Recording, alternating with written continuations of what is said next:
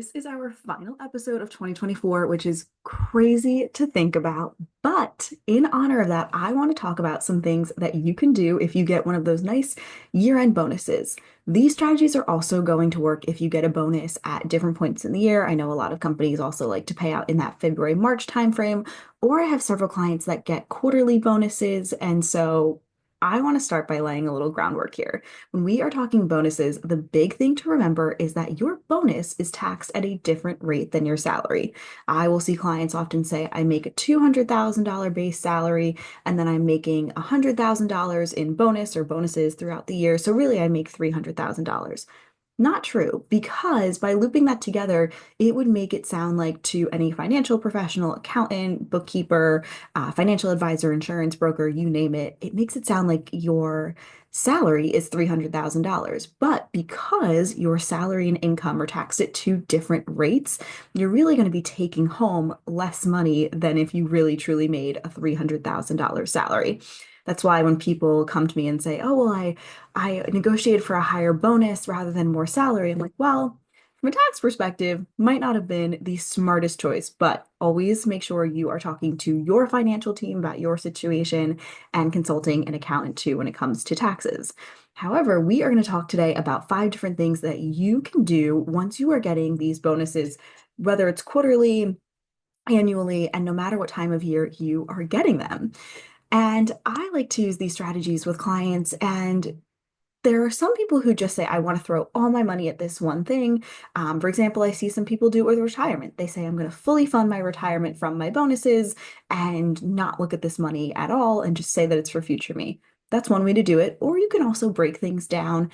And the way that you break them down is going to be dependent on your life and your goals. So when I am working with clients and we are building a financial plan and they receive these bonuses, we talk about in terms of funding, priority, timeline, what makes the most sense when we are breaking these down. So you can do some of that work yourself based on the five different things I'm going to break down and figure out, okay, what makes the most sense for what I am trying to achieve now? So the first one that you can do is to be boosting your savings, right? You want to make sure that your emergency account is fully funded.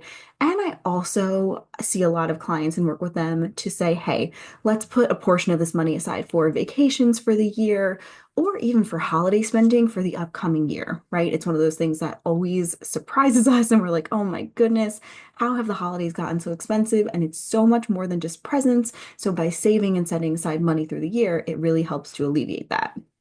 You may have another big purchase coming up in the short term, like a new car, an addition on the home. The kids are going to college soon, and you're like, how in the world are they already in high school? So you really want to be adding to their college and education savings. This could be a way that you are doing so. Like I mentioned before, this is also a great way to invest in your future and put aside money for things like retirement or that 20 to 30-year timeline, right? You might be sitting here saying, hey, during retirement, we want to take the family on a huge trip, bring the kids, the grandkids, our extended family, and really have that time together. We're going to set aside money now, knowing that this is coming.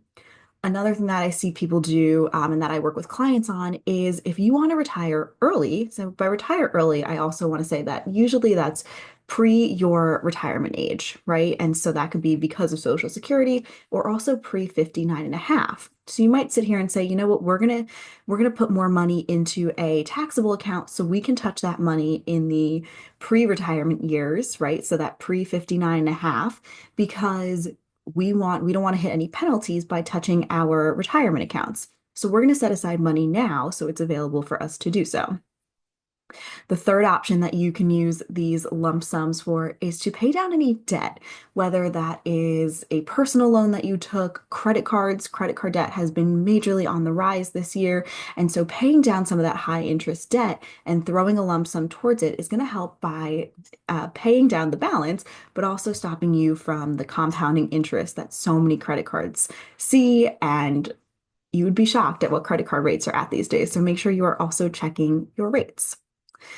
The fourth is giving back a portion of these funds. And so for many people, this is something they do automatically month to month, but you might sit here and say, you know what, anytime I get these lump sum payments, I want to make sure that I am giving additional funds back either to the charities you already give to, or you might have something come up in your life where, hey, this cause really speaks to me and I've been meaning to make a donation to them. And so you can sit here and say, I'm going to give this percent or this dollar amount to this organization. This is a great way. I typically do this with my own funds because when I see this lump sum come in, I want to make sure that I am giving back to those around me. And so taking time, and I sit there and I always have a couple organizations in mind.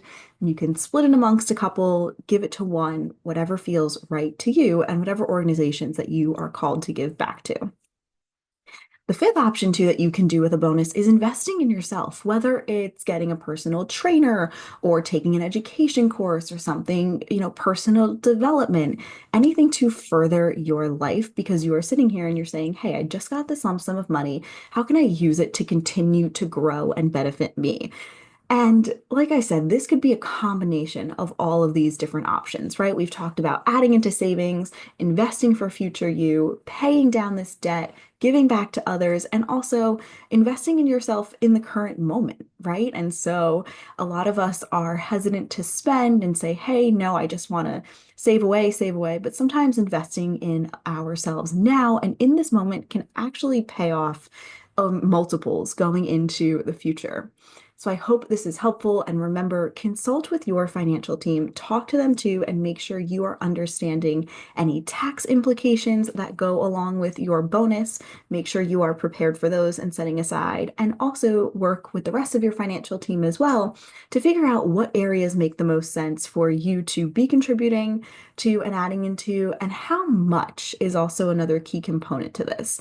And so, any questions, please make sure you comment below, or you can send us an email and ask any of your questions. All that information is in the video description. And I look forward to seeing you in 2025 and hope you have a fantastic holiday and bonus season.